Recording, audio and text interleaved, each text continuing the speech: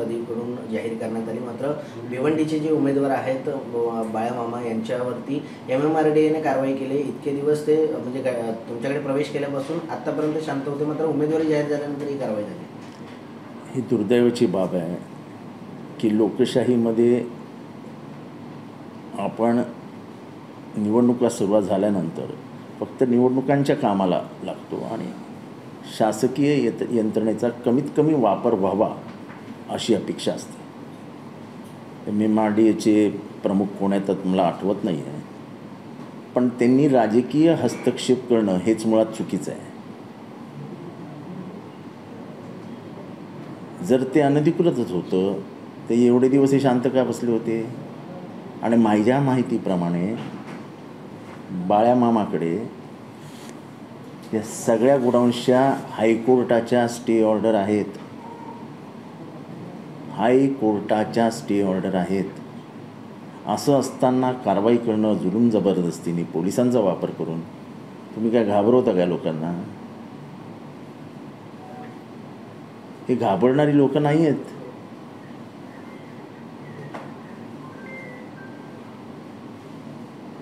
मला माहिती आहे इथे अश्विनी जोशी नावाच्या कलेक्टर होत्या, त्याने एक पुनरावलोकन अहवाल तयार केला आणि त्या पुनरावलोकन अहवालामध्ये काय काय गुपित आहेत आणि किती रुपये देऊन त्यांची बदली करण्यात आली हे मला पण माहिती आहे।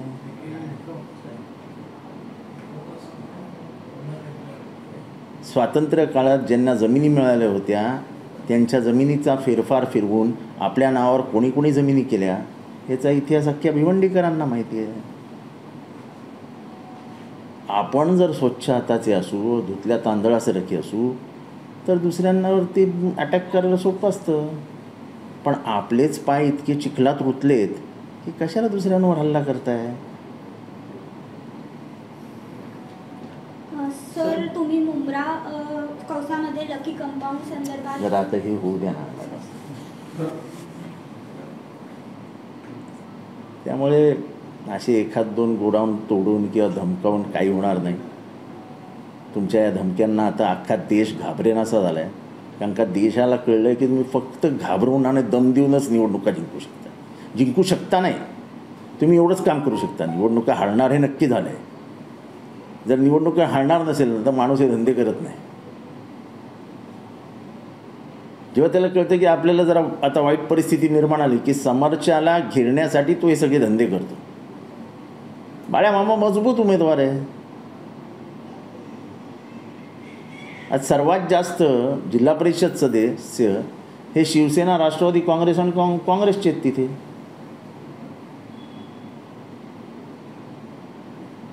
त्याच्यामुळे मला वाटतं की हे असल्या छोट्या मनाची कामं करणं लोकसभेच्या निवडणुकीमध्ये अतिशय चुकीचं, तुमची घाणेरडी विकृत मानसिकता दाखवणार आहे।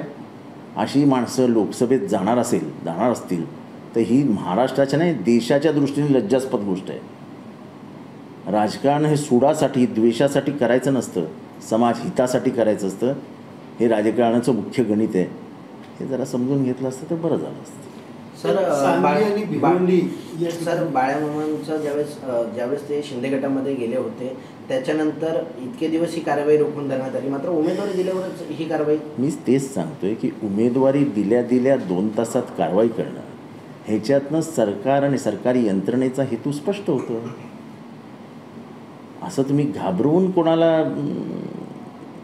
गप्प बस फॉर्म मागे घे असं करता येत नाही। उलट मी सांगतो पॉलिटिकल भाषेत, आज पूर्ण महाराष्ट्रात बाळामामाला सहानुभूती मिळेल। हायकोर्टाची स्टे ऑर्डर असताना तुम्ही त्याच्या गोडाऊनवर गेलेच कसे? आणि अख्ख्या MMRDAला माहिती आहे की बाळामामाकडे हायकोर्टाची स्टे ऑर्डर आहे म्हणून, स्टेटस को आहे।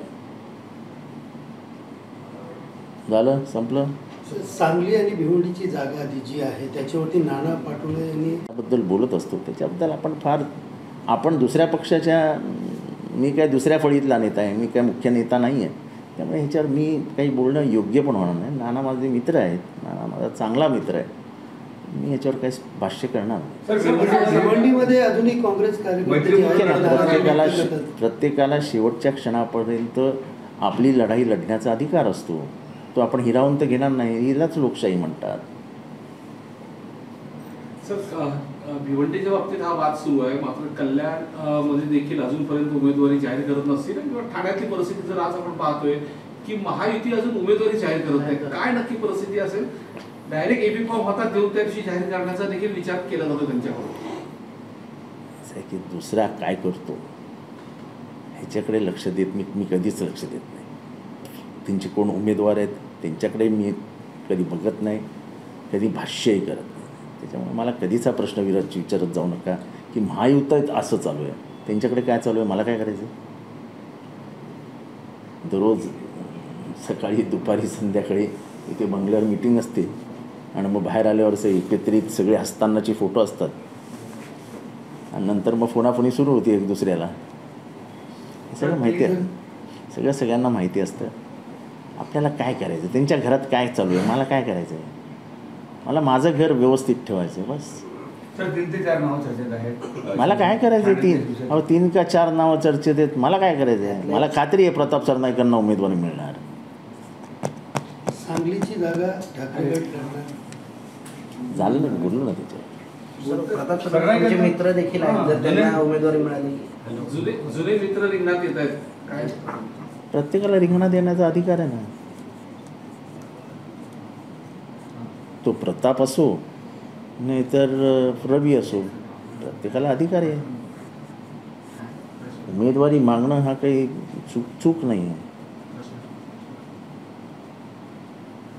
विरोधी पक्षात आपण असून देखील आपणास ठाऊक आहे की प्रताप सरनाईकांना तिकीट मिळणार आहे, परंतु असं माझी मनापासून इच्छा आहे की त्याला तिकीट मिळावं.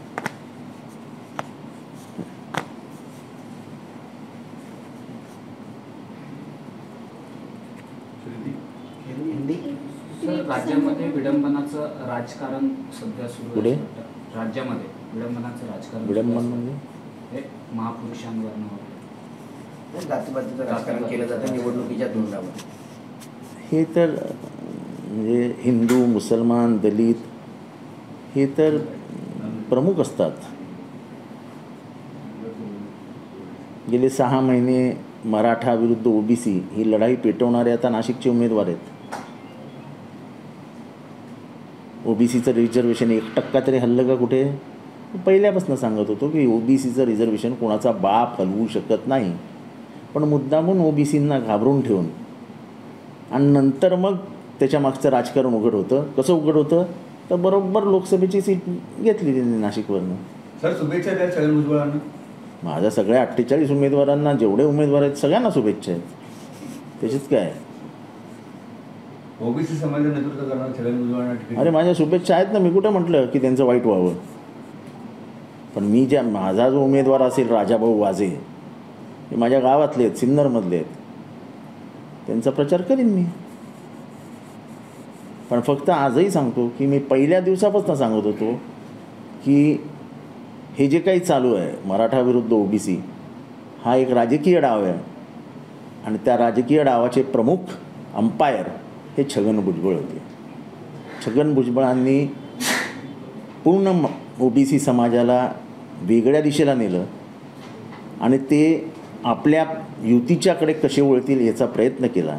प्रयत्न करत असताना त्यांना घाबरवलं. 12 बलुतेदार जे हजारोनी वर्ष एकत्र होते, त्या 12 बलुतेदारांमध्ये भांडणं लावण्याचा प्रयत्न केला की तुम्ही ह्याचे केस कापू नका, तुम्ही ह्यांना मटण देऊ नका. हे काय, ज्यांचं चरितार्थ, ज्यांचं उत्पन्नाचं साधन हा त्यांचा व्यवसाय वर्षानुवर्ष, त्यांना असं काहीतरी सांगून कशाला भडकवायचं. त्याने जरूर निवडणूक लढावी, पण आयुष्यात हे पाप करू नये की 12 बलुतेदारांमध्ये भांडण लागेल.